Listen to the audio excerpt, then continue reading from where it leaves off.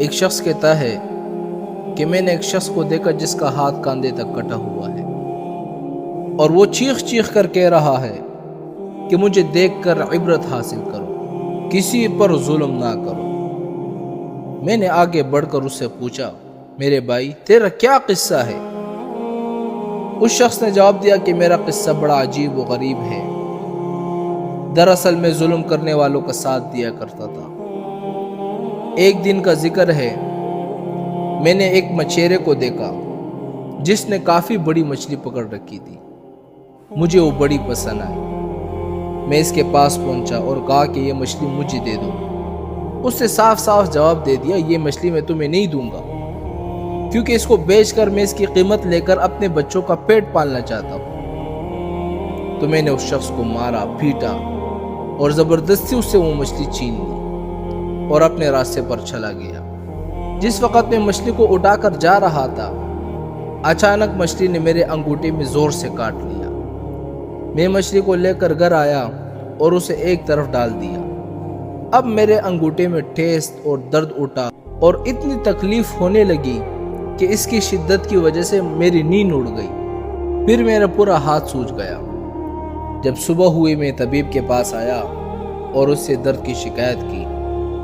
طبیب نے کہا کہ یہ انگوٹھا سڑنا شروع ہو گیا ہے، لہٰذا بہتر ہے کہ تم اسے کٹوا دو، ورنہ پورا ہاتھ سڑ جائے گا۔ میں نے انگوٹھا کٹوا کر نکلوا دیا، لیکن اس کے بعد پھر سے درد شروع ہو گیا۔ میں سخت بے چین ہو گیا، سو نہ سکا۔ لوگوں نے مجھ سے کہا کہ ہتھیلی بھی کاٹ دو۔ میں نے ایسا ہی کیا۔ اب درد بڑھ کر پونچھوں تک پہنچ گیا۔ میرا چین اور نیند سب اڑ گئی اور میں درد کی شدت کی وجہ سے رونے لگا، فریاد کرنے لگا۔ تو ایک شخص نے مشورہ دیا، کہنے لگا کہ ہاتھ الگ کر دو۔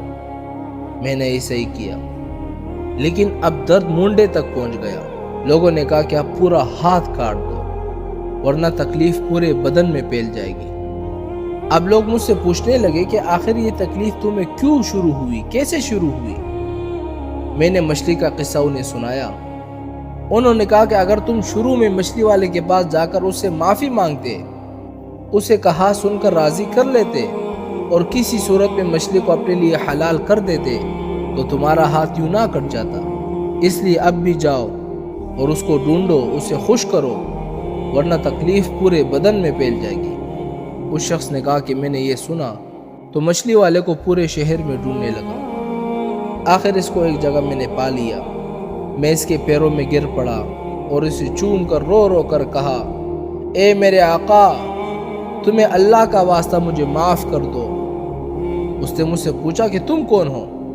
میں نے بتایا کہ میں وہ شخص ہوں جس نے تم سے مچھلی چھین لی تھی۔ پھر میں نے اس کو اپنی کہانی بیان کی اور اسے اپنا ہاتھ دکھایا۔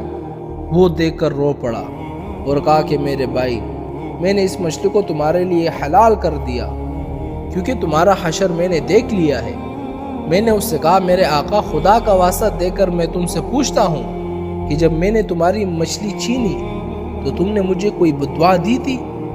اس شخص نے کہا، ہاں، میں نے اس وقت یہ دعا مانگی تھی کہ اے اللہ، یہ شخص اپنی قوت اور زور کے گھمنڈ میں مجھ پر غالب آیا اور تو نے جو رزق مجھے دیا اس نے مجھ سے چھین لیا اور مجھ پر ظلم کیا، اس لیے تو میرے سامنے اس پر زور کا کرشمہ دکھا۔